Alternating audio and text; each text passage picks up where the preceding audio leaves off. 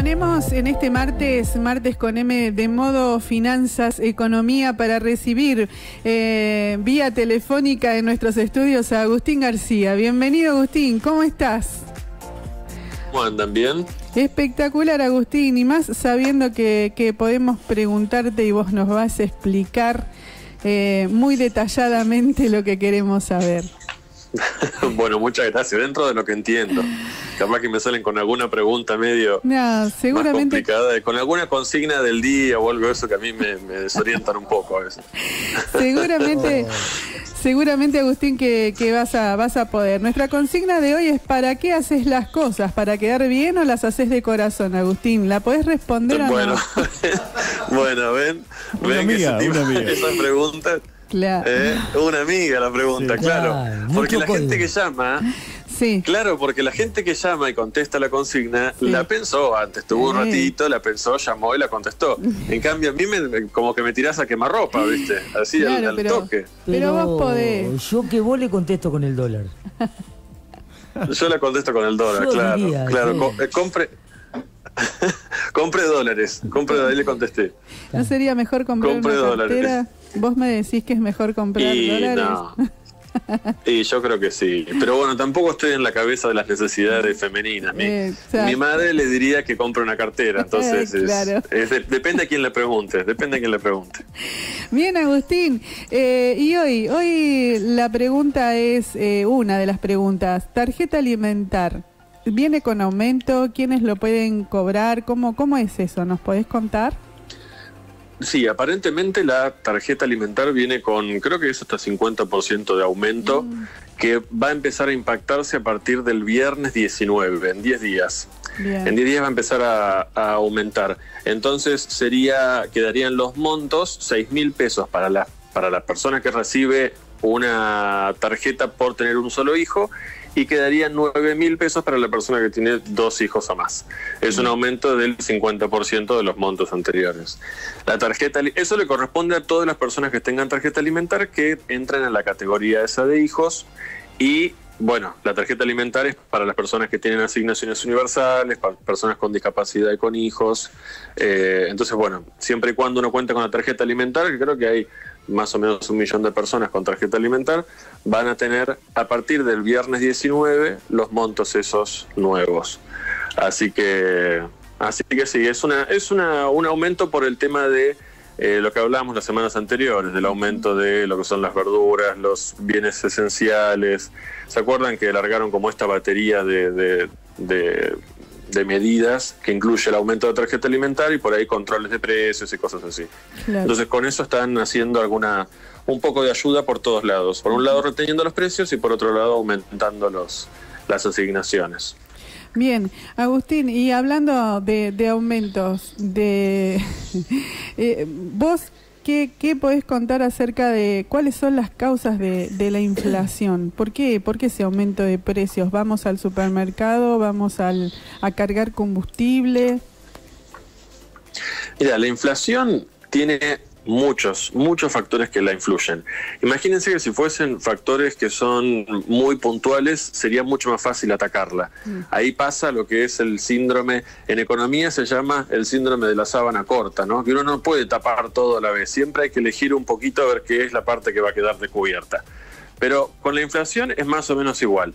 Hay diferentes causas de la inflación y depende a quién le pregunten. Acá vuelvo a lo mismo recién con el ejemplo de mi mamá y la cartera. Depende a quién le pregunten, le va a decir diferentes causas de la inflación. Yo creo que la inflación es un fenómeno monetario. Es decir, que se da cuando hay desajustes en la cantidad de monedas que andan dando vueltas, en la cantidad de pesos que andan dando vueltas, en la abundancia o en la carencia de pesos.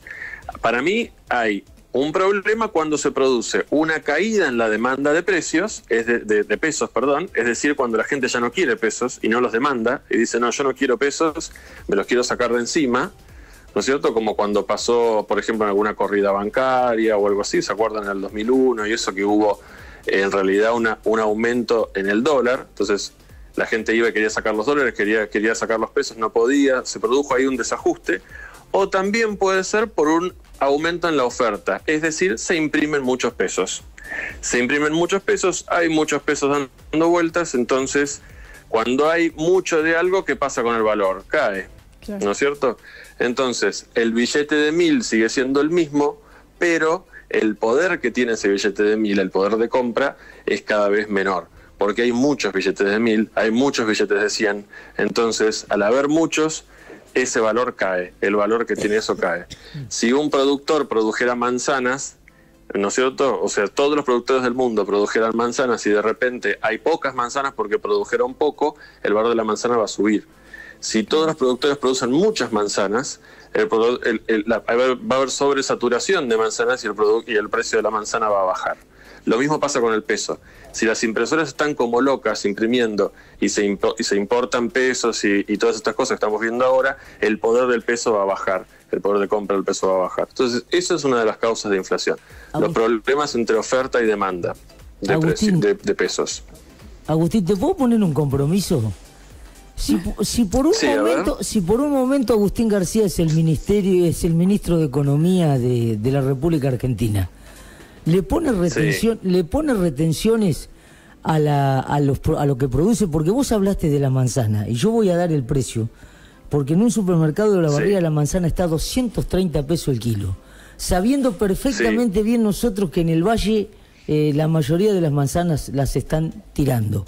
Y entre ese juego de abastecer a la comunidad o exportar, que yo creo que es el gran dilema que hoy tienen, el economista, ¿por qué exige que se cumpla, o sea, que se abastezca el pueblo, o de qué manera? ¿Convence o pone retenciones? Bueno, eso es una muy buena pregunta. Y de hecho, cada respuesta de esas va a estar un poco bañada en alguna ideología, ¿no es cierto? Va a haber algunas personas que van a decir, no, lo que tiene que primar es el abastecimiento del pueblo, porque no puede ser que en un país donde se produzcan manzanas valga 200 y pico de pesos la manzana, ¿no es cierto? Habiendo tantas manzanas acá adentro. Y otro le va a decir, bueno, pero yo produzco las manzanas y yo en realidad lo que quiero, yo las produzco para ganar plata, ¿no? Para darle de comer a la gente. No sé si son argentinos, de dónde son los que me compran. Yo lo que quiero es ganar, tener el mejor negocio que pueda. Entonces, uno tiene que conciliar entre esas dos alternativas. Por un lado, darle las manzanas a la gente, y por otro lado, mantener al productor contento. Porque, ¿qué pasa? Si el productor no está contento y se producen este tipo de ajustes en los precios y de presiones, pasa lo que pasó hace unos días con lo que es los cortes de carne para todos y eso. Vieron que salió en el diario que los cortes de carne que estaban subsidiados por el gobierno estaban llenos de grasa. ¿Pero por qué? Porque al productor le pagan poco por ese corte. Entonces el productor, ni lento ni perezoso, agarra y pone los peores cortes que tiene a ese precio, por supuesto. Y los mejores cortes que tiene los sigue exportando y los sigue vendiendo al precio que en realidad la gente está dispuesta a pagar, ¿no es cierto? Entonces, ahí hay que hacer un juego de medio Tupac Amaru, ¿no? En el medio de dos tironeos. Claro. Entonces, es muy difícil la solución de eso y depende de la ideología de cada uno. A mí me parece que las retenciones van a ser si se llegan a aplicar, las retenciones van a ser una solución muy temporal, porque el productor va a llegar a un punto en el que las retenciones son tan altas que no va a producir más. Entonces la retención va a producir el efecto contrario del que quiere provocar, ¿no es cierto? Va a haber escasez igual, pero escasez por el aumento de impuestos, no porque se exporte todo. Entonces también es un arma de doble filo. Yo te hago una consulta así de neófito. ¿Y si el productor no produce, qué hace? ¿De qué vive? ¿De qué vive? ¿De qué vive? Sí, pero acá lo que estamos hablando es del gran productor, ¿no es cierto? De los que en realidad manejan el negocio. Sí, claro. Los productores locales, a los productores locales les produce sin ninguna duda un perjuicio si no producen, ¿no es cierto? Porque de eso viven. Claro. Pero los que realmente desequilibran la balanza y son los que inclinan los precios, inclinan la producción, son los grandes productores. Y los grandes productores tienen un poco más de espalda para pasar un par de temporadas produciendo lo mínimo. Sí. No le pasa eso a una persona normal, a un productor normal. Entonces, como sigue habiendo ese modelo de negocios, La pulseada no va a terminar. Fíjense que ni bien Alberto Fernández hace unos días dijo que no me obliguen a aumentar las retenciones, no me obliguen a tomar medidas que casi que no quiero, pero puedo. Y hoy anunció que se iba a reunir con la mesa de enlace del campo. Entonces, también está como haciendo ese juego ¿no es cierto?, de ir un poco acá y un poco allá, porque sabe que está en una posición incómoda. Bueno, totalmente de acuerdo, sí, realmente, siempre claro, Agustín, gracias. Bueno, muchas gracias. La verdad que hablando de exportaciones y de ventas y de cosas, Agustín, la AFIP tiene nuevas exigencias para empresas exportadoras. ¿Cuáles son? ¿Cómo es eso? Bueno, esto está atado un poco a lo que estábamos hablando recién. En realidad, si bien la exportación trae dólares a Argentina, hace que ingresen dólares y eso es bueno para el país, también la exportación, los productos que se exportan empiezan a tener un valor dólar. Porque volvamos al ejemplo de la manzana. Si yo soy productor de manzana y exportarla afuera me conviene más porque me dan dólares, porque vale más que venderla acá adentro, estoy produciendo también un problema. Si bien traigo dólares a Argentina cuando exporto, saco las manzanas que son del mercado local.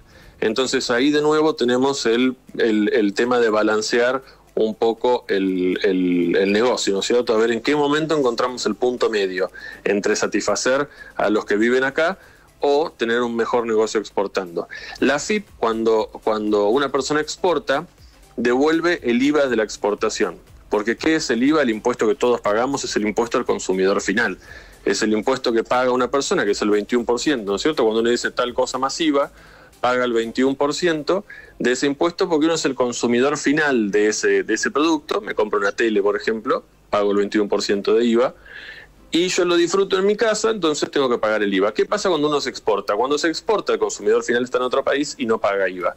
Entonces el exportador solicita la devolución de ese IVA que se le fue cobrado.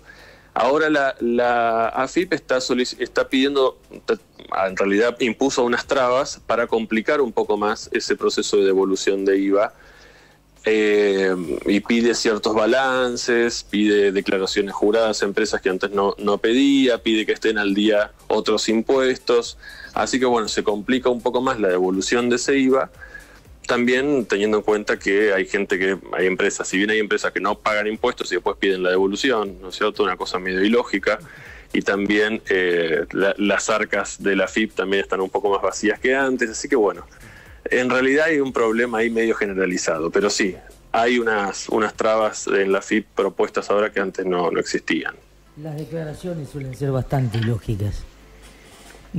Sí, suelen ser bastante ilógicas, eso es muy cierto. Pero bueno, en realidad lo que dice la AFIP es, me estás pidiendo que te devuelva un impuesto, pero vos hay otros impuestos que después no pagás. Claro. Entonces, es como decir, bueno, me la quedo a cuenta de lo que vos no pagaste, ¿no? Sí, tampoco está bien. Tampoco está bien. Por supuesto.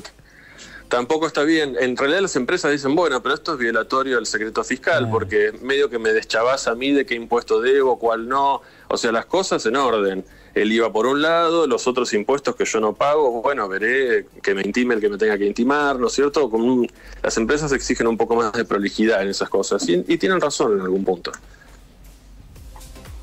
Muy bueno, Agustín. Muchísimas gracias por compartir este tiempo con nosotros, por contarnos y ponernos al día con toda la actualidad económica y financiera. Muchas gracias. Muy bueno. Ya casi nos quedamos sin tiempo. Ya hablamos hasta el final. Viste que yo quería más, pero tenías razón, Agustín. Pero muy bueno, Agustín, muy bueno. Bueno, muchas gracias. Muchas gracias a vos. Te esperamos el próximo martes. Bueno, listo, perfecto. Nos vemos el martes entonces. Y ahí estábamos en comunicación vía telefónica con Agustín García. Agustín García en su segmento de economía, de finanzas, con toda la actualidad nacional y también internacional, todo al día. Realmente muy esclarecedor. Realmente. Muy bueno. Muchas gracias, Agustín. Ahora, hablando de todo un poco y con el perdón de la seriedad que le da Agustín antes, ¿qué tiene que hacer a las 10 de la noche hoy? Hoy a las 10 de la noche me voy a tener que prender al aire de la red porque está Planeta Geek con un tema. Hoy es el día. Hoy es el día. Con un tema muy interesante que yo creo que que las mamás van a tener que ponerse al día, porque Planeta Geek hoy nos va a contar que vuelven las clases virtuales. No, y nos está preguntando. Nos van a enseñar. Ojo, sí. Vane, porque no. Nos está preguntando, ¿vuelven las clases virtuales? Sí, Hoy vamos a hablar con una profesora y seguramente que nos van a sacar de dudas y va a estar muy interesante el programa. Yo tengo otra duda. ¿Otra cuál? Pero mucho más importante que eso. ¿Cuál, Edgardo? ¿Cómo es? ¿Pablo Lucho o Lucho y Pablo? Y ambos. Ida y vuelta. Pablo y Lucho, Lucho y Pablo nos van a estar compartiendo este martes a las 22 hora Argentina. Planeta Geek nos van a poner al día. Planeta Geek. Totalmente, porque es muy interesante el tema de hoy, porque es importante el tema de las clases virtuales, cómo hacer. Nos van a estar sacando. Sí, atento. dudas. No están diciendo los chicos que vuelven las clases virtuales. Están abriendo el paraguas. ¿Vuelven las clases virtuales? Con signo de pregunta. Hoy van a estar con una profesional del tema, una docente que también va a estar hablando, así que están muy entrevistadores los chicos del Planeta. Muy bien, y creo que también hay que aplicar lo que decía Agustín. ¿Cuál cosa? Ir por la calle del medio, claro. Mixta. Pero yo creo que sí, que van a volver las clases virtuales. ¿50 y 50? 50 y 50. Sí. Yo creo que sí, 50 y 50. Sí, después... Nos vamos hablando de volver, nos tenemos que ir, porque llegan un ratito...